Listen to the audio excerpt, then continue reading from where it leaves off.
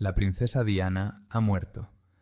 La enterraron en un funeral nacional, lleno de lágrimas, en un ataúd cubierto con la bandera, entre un mar de flores y sollozos de millones de personas. Pero detrás del telón, el director nunca apareció. No fue procesado. No fue nombrado. Ni una sola confesión. Han pasado 26 años. Cientos de investigaciones, miles de artículos. Pero la verdad sigue sellada. En los archivos del gobierno británico, con letras rojas y heladas. Secreto. Sellado hasta el año 2082. ¿Por qué debe pasar 85 años para ser desclasificado? Si fue un accidente, ¿por qué esperar toda una vida? ¿O porque si supiéramos la verdad antes, todo en lo que creemos colapsaría? Mira con atención. Todos los testigos clave guardan silencio o han salido del juego. El conductor, muerto. El amante, muerto. El guardaespaldas con amnesia. El periodista desaparecido. Los documentos desaparecidos. Solo quedan vacíos, rellenados con relatos oficiales. Un guión seguro. Una obra perfecta. Y una multitud adormecida por el título. Accidente. Pero hay muertes que no terminan, sino que advierten. Advierten que, cuando sabes demasiado, hablas demasiado fuerte y vives demasiado auténtico, serás borrado. Diana solía decir, nunca me dejarán vivir libre. Nunca. Tenía razón. Y ahora la última pregunta se lanza hacia ti. Si todo lo que acabas de escuchar es solo la punta del iceberg, entonces, debajo de la máscara de este reino, ¿qué hay? ¿La verdad? ¿O una sonrisa fría, sabiendo que jamás se nos permitirá acercarnos a ella? Gracias por acompañarnos hasta el final. Si aún crees en la justicia, comparte, comenta y suscríbete al canal, porque aún nos quedan muchos misterios sin resolver. Y no lo olvides. A veces la verdad no está oculta por la oscuridad, sino por la cegadora luz del poder. Capítulo 1. La noche de la fuga. Era una noche sofocante a finales de agosto de 1997. París brillaba como siempre, pero en el corazón de esa ciudad antigua algo acechaba. Algo invisible. Un plan trazado desde semanas antes, y esta noche se activaría. En el prestigioso Hotel Ritz, la princesa Diana, la mujer que se atrevió a desafiar a toda una monarquía, se preparaba para huir. No sabía que sería su último viaje. Tampoco sabía que todas las salidas ya estaban selladas desde dentro. Junto a Dodi Fayed, su nuevo amante, Diana salió del hotel por una salida de emergencia cuidadosamente planificada. Cámaras apagadas. Cambio de turno en seguridad. Nadie se interpuso en su camino. ¿Una coincidencia demasiado perfecta? Un Mercedes S280 los esperaba afuera. Henri Paul, quien había trabajado para la inteligencia francesa, era el conductor esa noche. Pero lo extraño es que su sangre dio positivo más tarde por 3 tipos de medicamentos neurológicos, aunque el video previo lo mostraba totalmente lúcido, caminando sin tambalearse. ¿Quién lo envenenó? ¿O tal vez Henri Paul no era quien creíamos? Cuando el coche arrancó, una horda de paparazzis se lanzó. Motos. Coches. Lentes largos como cañones. Dijeron que solo querían fotos. Pero había un coche sin matrícula, sin identificación, siguiéndolos, manteniendo exactamente 10 metros de distancia, como si escoltara a su presa. El conductor aceleró. El coche giró hacia la avenida del Sena. Diana miró hacia atrás. Empezó a sentir que algo no iba bien. Dodi envió un mensaje a un amigo. Nos están siguiendo. No son paparazzi. Son otros. Un destello, como un relámpago. Henri se sobresaltó. El coche se desvió. Las luces delanteras parpadearon. Una clase de luz extraña, probada antes por el MI6, para cegar conductores en espacios cerrados. Delante estaba el túnel Alma, un lugar extraño con 13 columnas de concreto, y ninguna cámara funcionando esa noche. Una trampa perfecta. una caída al infierno. Y en la superficie, los parisinos seguían celebrando, brindando con champán, sin saber que en lo más profundo de su ciudad un ángel caía. Capítulo 2. El túnel del silencio. El Mercedes negro corre como una bestia aterrada, rasgando el viento por los bulevares nocturnos. Pero enfrente, una boca abierta, espera devorarlo todo. El túnel Alma, donde hubo decenas de accidentes. Pero esta noche será la única en la que un símbolo sea enterrado vivo. 13 columnas de concreto, imponentes, como pilares de un mausoleo. Ninguna cámara grabó, ningún testigo, ninguna señal telefónica. Todos los sistemas de vigilancia de París fallaron repentinamente durante 3 minutos fatales. ¿Un fallo técnico o un fallo programado? El coche entró en la oscuridad. Un destello cegador apareció de frente, como un rayo en el infierno. Henry Paul perdió el control. El coche se desvió a la derecha, chocó con la columna número 13, giró como un títere sin hilos y explotó como un grito final de un alma sellada. Sin frenos, sin maniobra evasiva. El airbag frontal no se activó. Las cámaras de tráfico no captaron nada. Los rescatistas llegaron con una demora extraña. Y los primeros en aparecer no fueron policías ni médicos, sino extraños con radios, vestidos de negro. Dicen que Diana seguía respirando. Su corazón latía durante 40 minutos tras el impacto. Pero en vez de llevarla al hospital más cercano, a solo 4 minutos en coche, la transportaron durante más de 40 minutos por todo París. Un recorrido extraño que solo puede describirse con 2 palabras: ganar tiempo. Y luego, en el hospital Pitié-Salpêtrière, su corazón dejó de latir. Sin últimas palabras. Sin imagen final. Solo sombras vigilando la salida, prohibiendo cámaras. Prohibiendo preguntas. ¿Por qué la columna 13? ¿Por qué no explotó el airbag? ¿Por qué alguien con trauma torácico fue trasladado boca arriba durante 40 minutos? ¿Y por qué, en cuanto Diana falleció, su teléfono desapareció? Esa noche, París no perdió solo a una mujer. Perdió su última oportunidad de saber quién realmente sostenía el volante del destino. Capítulo 3. El Mercedes fue sustituido.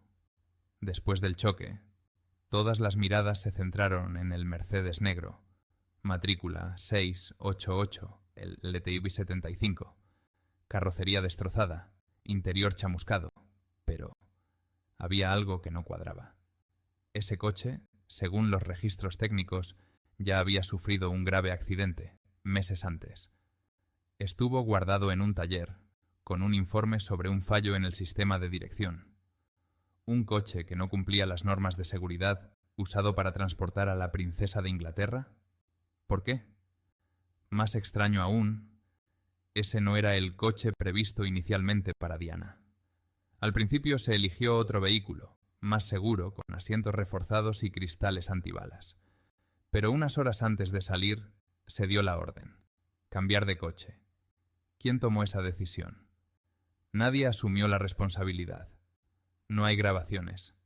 Nadie con vida para testificar. Ese S280 fue alquilado provisionalmente, de una empresa desconocida que pasó por muchas manos, y fue reparado en un taller clandestino en las afueras de París. Los registros de mantenimiento se perdieron. El informe de seguridad nunca fue publicado. Algunos dicen que el coche no fue reparado, sino preparado. Preparado para una misión, sin billete de regreso.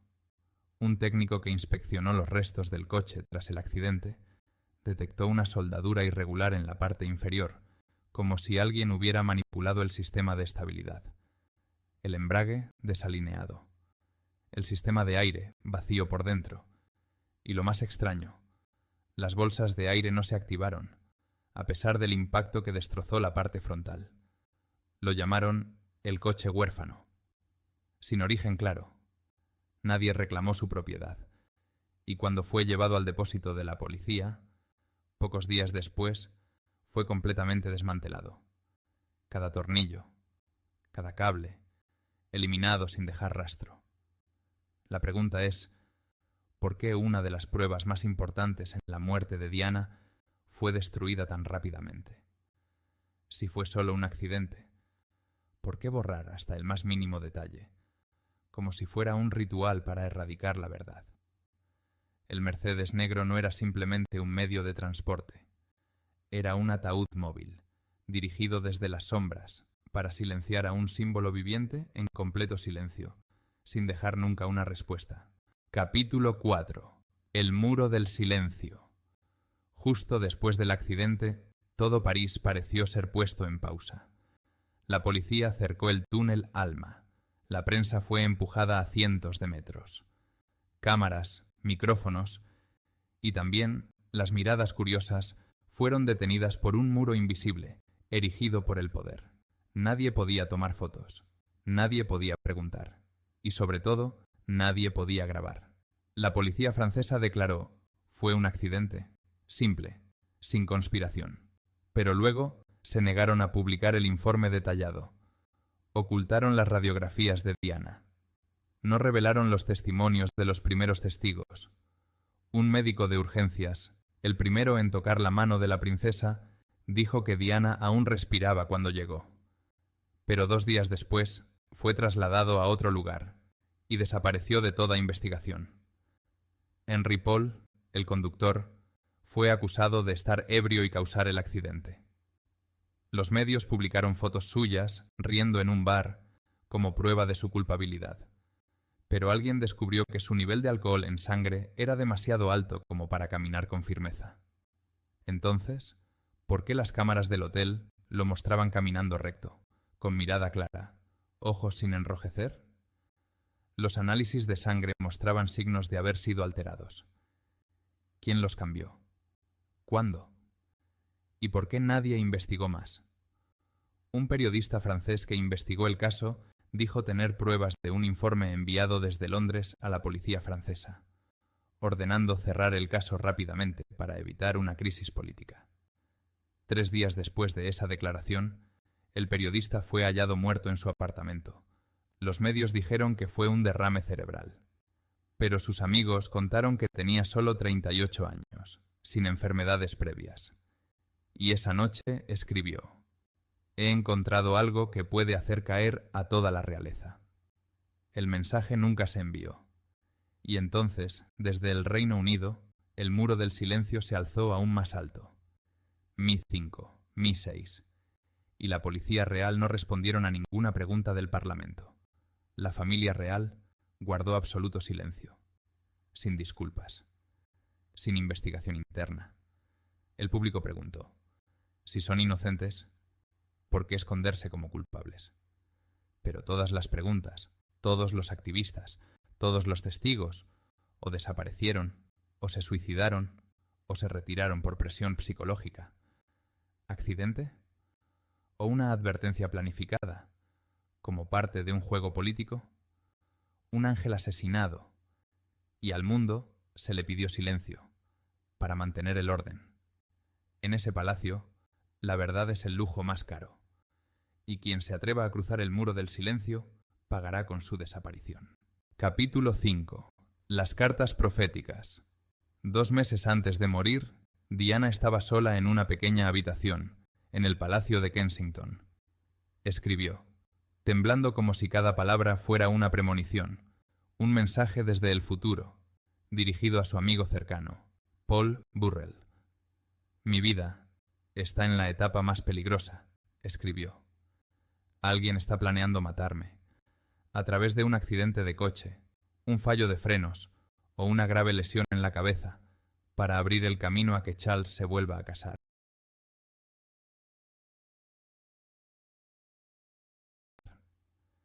Esa carta fue sellada, guardada durante 6 años, y solo fue publicada después de que la verdad fuera encubierta por demasiado tiempo. Nadie la creyó, o mejor dicho, ya lo sabían. Durante todo 1997, Diana dijo a sus amigos que la estaban vigilando. Escuchaba ruidos extraños en el teléfono.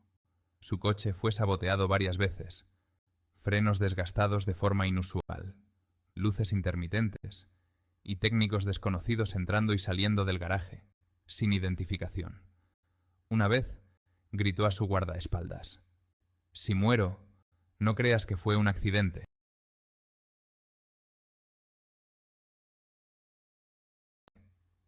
Esa frase, antes considerada paranoia, ahora es una profecía. También le dijo a su abogado personal que, si algo le pasaba, hiciera públicas esas cartas. Pero justo después del accidente, todos los documentos personales de Diana desaparecieron del Palacio de Kensington. Sin rastro, sin archivos, sin huellas. Solo quedó la copia de la carta que Paul Burrell guardó, como un fragmento maldito de la memoria. ¿Por qué lo sabía? Algunos dicen que Diana no solo fue víctima, sino el objetivo público de una campaña de silenciación. Estaba a punto de casarse con Dodi Fayed, un musulmán. Si eso se volvía realidad, su hijo, futuro rey de Inglaterra, tendría un padrastro musulmán. Para la realeza, eso era una pesadilla histórica.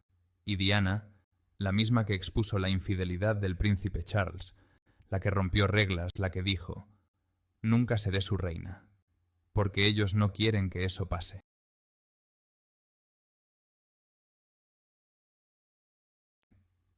¿Sabía demasiado? ¿Vio algo que el palacio quería ocultar para siempre?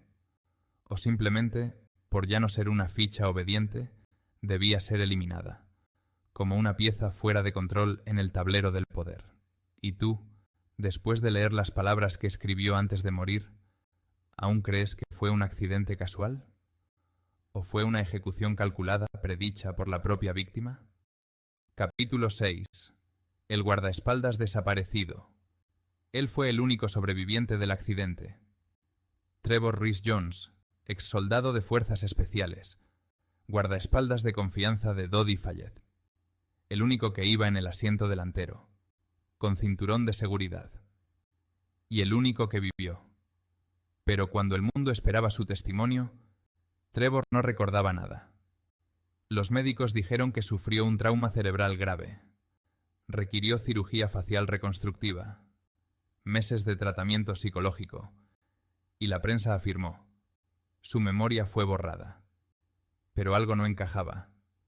Trevor había sido entrenado para resistir tortura, desorientación y sobrevivir en crisis extremas. Entonces, ¿por qué cuando el mundo necesitaba una palabra suya, se desvaneció en el silencio? Con el tiempo fue dado de alta. No dio entrevistas, no escribió memorias, no volvió a aparecer públicamente. Cuando le preguntaban, solo decía: no recuerdo nada. Pero se descubrió que, en los archivos internos de la empresa de seguridad donde trabajaba, había al menos 3 informes preliminares escritos a mano por el propio Trevor, pocos días después del accidente. En uno de ellos dijo: «Vi un destello de luz, muy fuerte, y el coche perdió el control».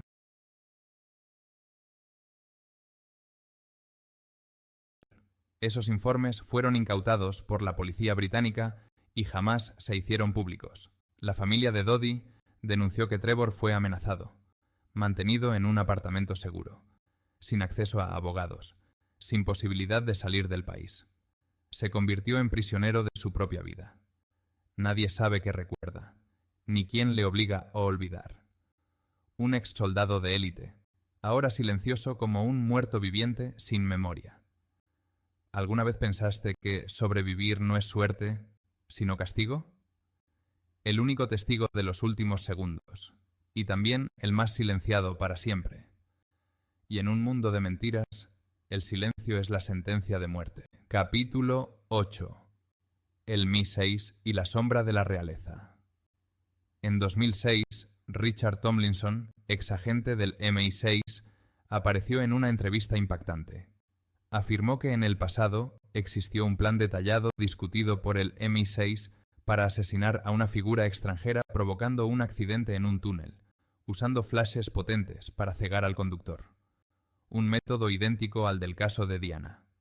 Tomlinson reveló que existía una lista de objetivos, incluyendo periodistas, políticos y figuras que dañaban la imagen del reino. El plan tenía código, presupuesto y ejecutores designados. Pero él se negó a dar nombres. Tras la entrevista, el MI6 lo procesó por filtrar información. Fue condenado a 12 meses de prisión. Desde entonces desapareció del ojo público.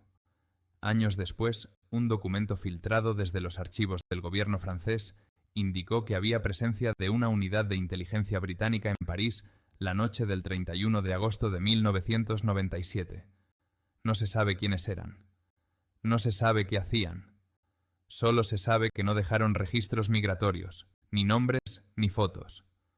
Un equipo en la sombra, que apareció y desapareció como fantasmas. Y luego, otro dato escalofriante. Un informe interno del MI5, filtrado en 2008, mencionaba que Diana estaba por lanzar una campaña humanitaria que expondría acuerdos secretos entre Reino Unido y corporaciones de armamento. Si se revelaba, caerían nombres del gobierno y del ejército. Algunos dicen que no murió por amor, sino por la verdad. Recuerda, tras el accidente, no hubo investigación oficial por parte de la realeza. No hubo funeral de Estado. No se exigieron responsabilidades. Y en las sombras de Buckingham solo se dijo una frase: que todo se hunda en el olvido. ¿Y tú qué piensas? Si la verdad nunca se dice, porque la tienen aquellos que nadie puede cuestionar. Cuando la muerte no es azar, sino decisión, de una mano oculta tras el telón de terciopelo. Capítulo 9. La mano que corta desde Pavliza, del palacio. Durante años, la prensa llamó a Diana la princesa del pueblo, un símbolo, una madre, una rebelde, y la mayor amenaza que la realeza haya enfrentado. No por amar a Dodi, no por decir la verdad, sino por atreverse a vivir como ser humano, no como peón. Y en un sistema basado en orden, obediencia e imagen, la indisciplina es el pecado capital. Diana le dijo una vez a un periodista: si muero en las próximas semanas, no investigues el accidente, investiga el palacio.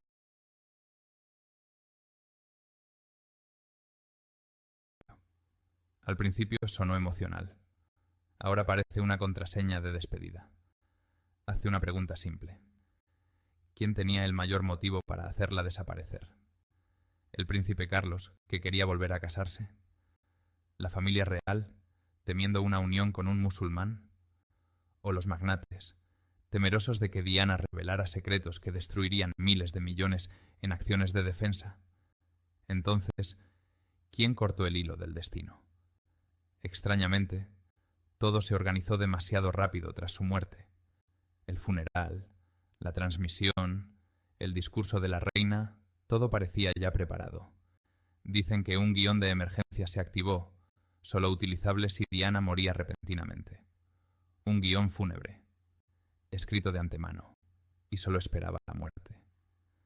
¿Sabías que un día antes del accidente, Diana dijo a una amiga: estoy empacando, quiero dejar Londres para siempre?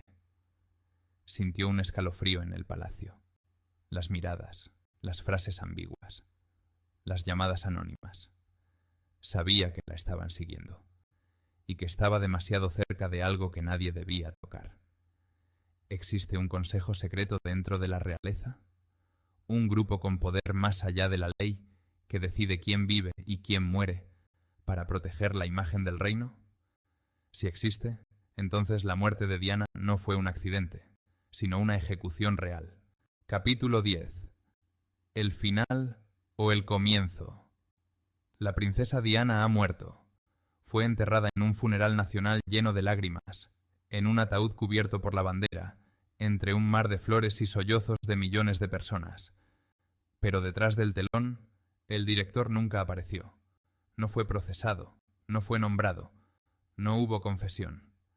Han pasado 26 años, cientos de investigaciones, miles de artículos, pero la verdad sigue encerrada en los archivos del gobierno británico con un sello frío en letras rojas: secreto, sellado hasta el año 2082. ¿Por qué hay que esperar 85 años para desclasificarla? Si fue un accidente, ¿por qué esperar toda una vida?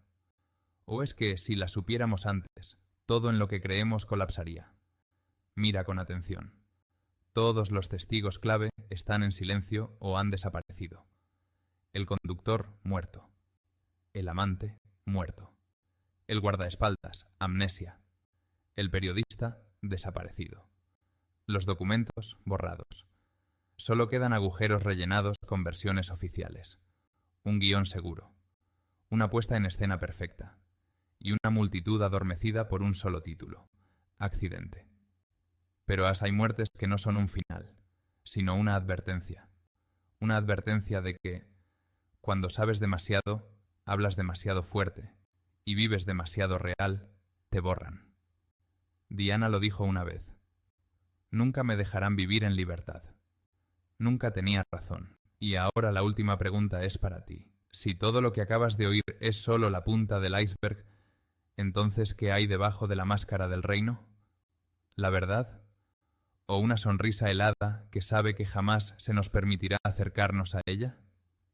Gracias por acompañarnos hasta el último minuto.